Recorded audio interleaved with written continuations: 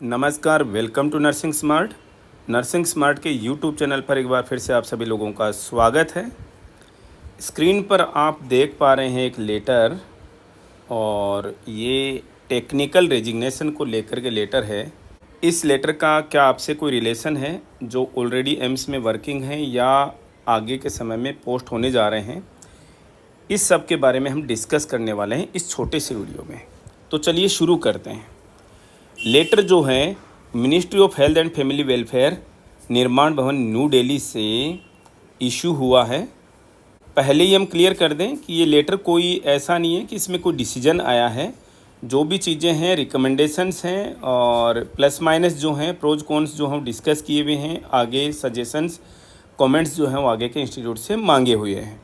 तो बच्चे जो हैं वो कुछ इसको गलत इंटरप्रेट कर रहे हैं, मिस इंटरप्रेट कर रहे हैं कि आगे आने वाले समय में जो ट्रांसफ़र पॉलिसी जो हो आ चुकी है।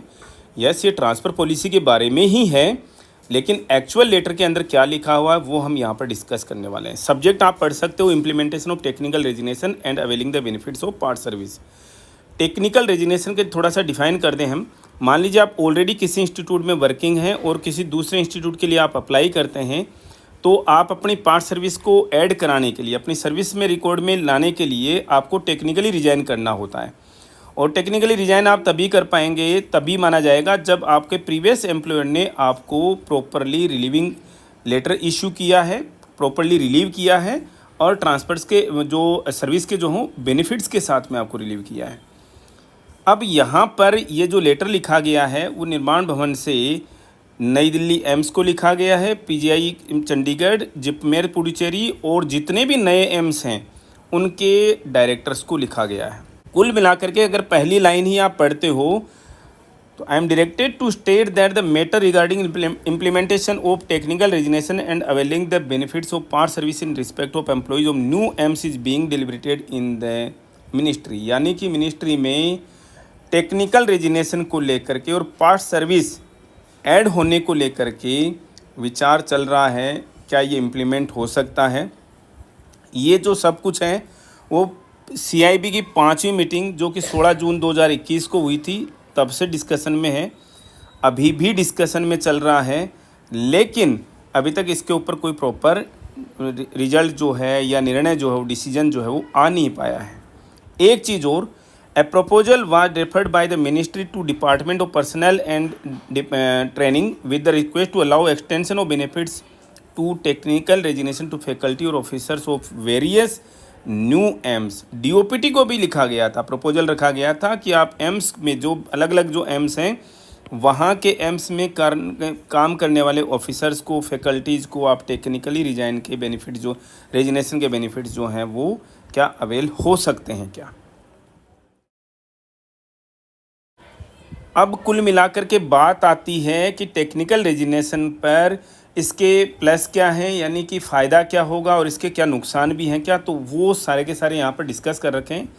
इसके जो एडवांटेजेज हैं वो यहाँ पर सबसे पहले लिस्ट किए हुए हैं कि जो भी किसी एक नए एम्स के अंदर रिक्रूट हो गया और उसको अगर ट्रांसफ़र का बेनिफिट मिले, अगर ऑप्शन मिले उसको टेक्निकल रिजाइन करके वहाँ से, या प्रॉपर ट्रांसफ़र का जो उसको है वो ऑप्शन अगर उसको मिलता है, तो वो नया एम्प्लॉय जो है किसी नए एम्स में अगर एम्प्लॉयड है तो वो अपने होम टाउन के नज़दीक आ सकते हैं और अपनी फैमिली के साथ में स्टे कर सकते हैं। ये एक तरीके से एम्प्लॉय की दृष्टि से, ऑफिसर की दृष्टि से और फैकल्टी की दृष्टि से उनके लिए प्लस है।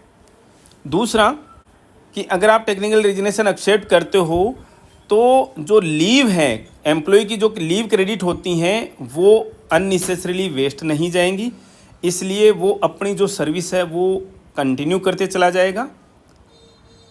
नेक्स्ट ऐसा है कि अगर टेक्निकल रेजिग्नेशन एक्सेप्ट होता है तो एम्प्लॉय को एलटीसी जो कैरी फॉरवर्ड की जा सकती है दूसरे एम्स में, अदरवाइज जो उसकी वेस्ट जा रही है उतना टाइम जो है वो वेस्ट जा रहा है। टेक्निकल रेजिग्नेशन से एम्प्लॉय को पे प्रोटेक्शन मिलेगी, पार्ट सर्विस जो ऐड हो जाएगी, एनुअल इंक्रीमेंट में कोई नुकसान नहीं होगा। ये सारे के सारे भी एडवांटेजेस गिनाए गए हैं यहाँ पर। एम्स में टेक्निकल रेजिग्नेशन के एक्सेप्टेंस से एम्प्लॉई को एनकरेजमेंट मिलेगी जो ऑलरेडी किसी स्टेट गवर्नमेंट में या सेंट्रल गवर्नमेंट में काम कर रहे हैं और एम्स में अपनी सर्विसेज देना चाहते हैं।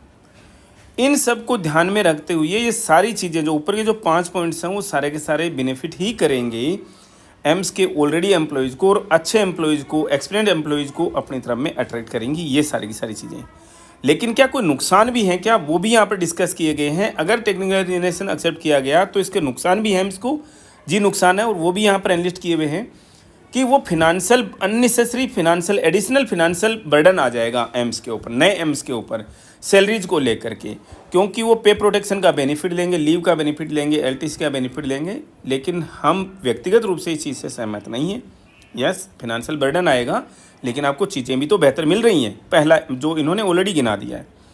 दूसरा, टेक्निकल रेजिग्नेशन पर जो सीनियोरिटी जो है उसमें जम्बलिंग हो जाएगी कि भाई आप ऑलरेडी सीनियोरिटी लिस्ट में अपना नंबर मान के बैठे हुए 139 नंबर पर, और आपका कोई सीनियर पर्सनल है वो किसी और इंस्टीट्यूट से ट्रांसफ़र लेकर के आ गए और वो अब सीनियोरिटी में आपसे ऊपर है ऑलरेडी, तो आप 140 पे पहुंच गए और वो 135 पे आ गया। लेकिन व्यक्तिगत रूप से मुझसे पूछा जाए तो इसके लिए क्या एम्स को क्या करना चाहिए, जो भी कैंडिडेट अगर इस तरीके से ट्रांसफ़र लेकर के आते हैं तो उनको सीनियोरिटी में बेनिफिट नहीं मिलना चाहिए, सीनियोरिटी में बेनिफिट नहीं मिलना चाहिए। कुछ बच्चे जो हैं हमारी इस बात से नाखुश हो सकते हैं, लेकिन हम बहुत ही टेक्निकली इस चीज़ को बता रहे हैं कि अगर आप ट्रांसफ़र लेकर के जा रहे हैं तो आपका जो सीनियोरिटी में जो अधिकार है वो नहीं बनता। साल 2 साल का जो है वो ऑब्वियस सी बात है पीछे चला जाना चाहिए, ताकि जो एग्जिस्टिंग एम्प्लॉयज़ हैं वहाँ पर उनको नुकसान नहीं हो। तीसरी चीज़ है कि वो जो उसी पे है प्रमोशन अपॉर्चुनिटीज जो हैं वो हैम्पर हो जाएंगी, जो एग्जिस्टिंग एम्स जो हैं वहाँ पर के लिए। तो हम इससे देखो पर्सनली हम इससे जो ताल्लुक़ नहीं रखते हैं, इससे इतना ज़्यादा वास्तविकता के से थोड़ा सा हमें परे लगता है। अब यहाँ पर एक चीज़ और बोली है इन्होंने कि भाई जितने भी एम्स हैं वो अपने इंडिपेंडेंट ऑटोनोमस ऑर्गेनाइजेशन से और उनका बड़ा खर्चा हुआ एडवर्टाइजमेंट पर। अरे एडवर्टाइजमेंट तो भाई अकेले एम्स दिल्ली ने दिया है, हाँ आपसे पैसा लिया वो हमें पता है, उन्होंने, बच्चों को नहीं पता, एम्प्लॉयज़ को नहीं पता कि भाई उनका कोई पैसा लगाया क्या लगा।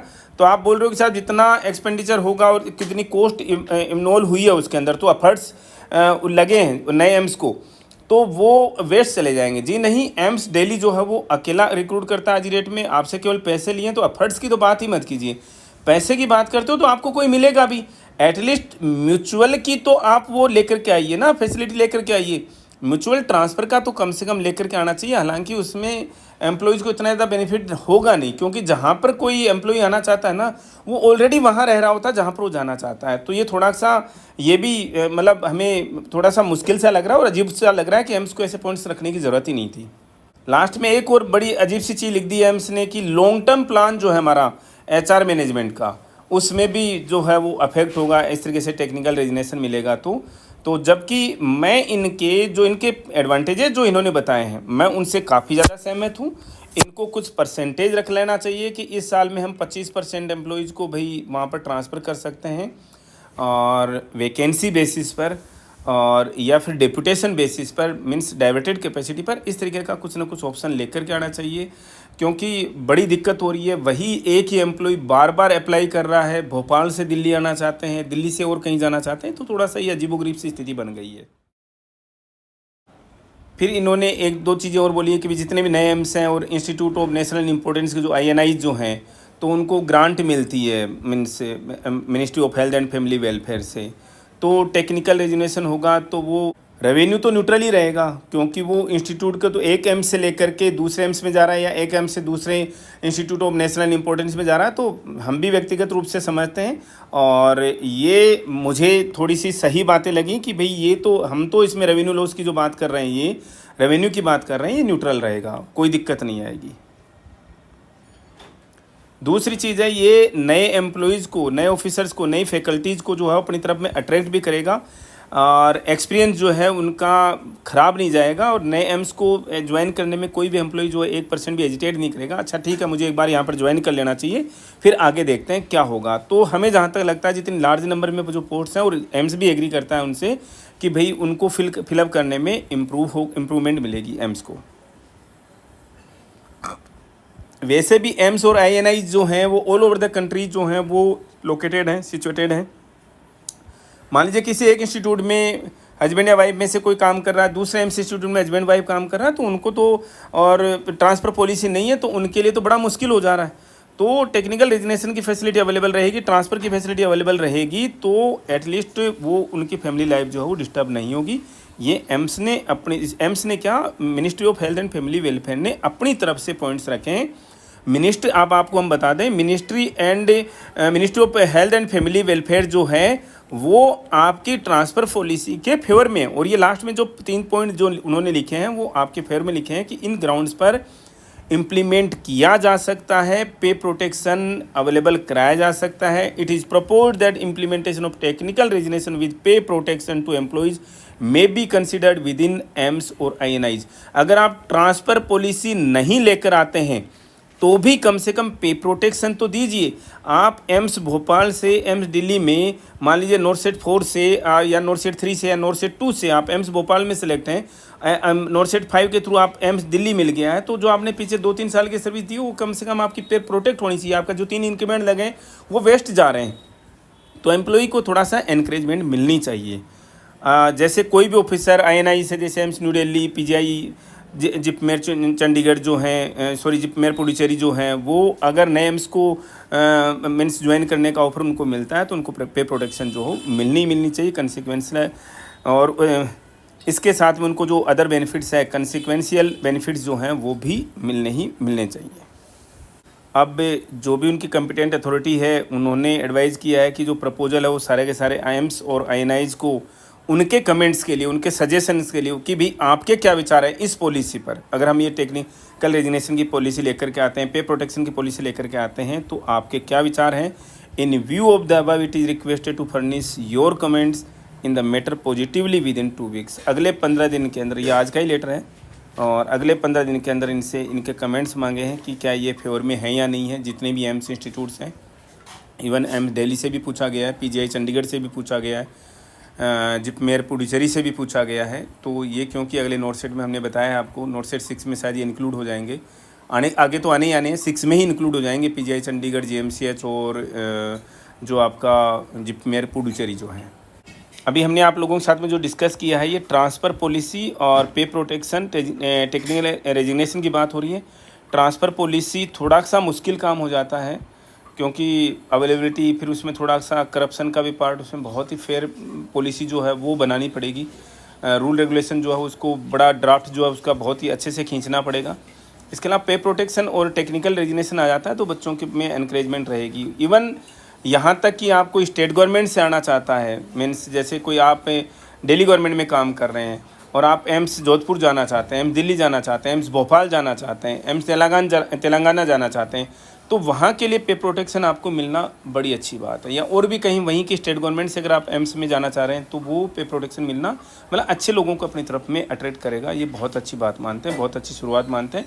प्रपोजल है, ड्राफ्ट है, और ड्राफ्ट तो क्या है, प्रपोजल है जो कि लगभग अपनी फाइनल स्टेज में ही है। फाइनली 15 दिन के अंदर इनके सारे के सारे एम्स और INI से इन्होंने इनके कमेंट्स मांगे, इनके सजेशंस मांगे। देखते हैं क्या इनका जो आउट आता है इनका फाइनली निकल करके, और क्या रहता है ट्रांसफ़र पॉलिसी, टेक्निकल रेजिग्नेशन और पे प्रोटेक्शन के बारे में हम आप लोगों के साथ में जैसे हमारे पास में इन्फॉर्मेशन आएगी आप लोगों के साथ में अवश्य ही ज़रूर ही डिस्कस करेंगे। Thank you.